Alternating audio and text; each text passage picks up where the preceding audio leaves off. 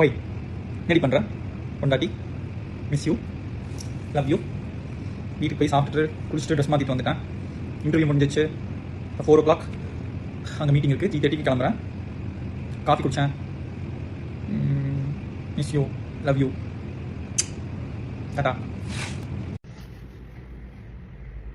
ഓയ് എന്താ ചെയ്യുന്ന ഭാര്യ? കാഫി കളിച്ചു, ബ്രേക്ക്ഫാസ്റ്റ് കളഞ്ഞു, റൂമിലേക്ക് കുളിച്ച് റെഡിയായി. അവിടെ 4 o'clock മീറ്റിംഗ് ഉണ്ട്. ഞാനൊരു 3:30 ഇവിടെ നിന്ന് ചെല്ലാം. എന്നാ കാര്യം? Miss you, love you, happy Onam wishes என்ற பாரியா. ஓய் என்ன பண்றீங்க மக்களே?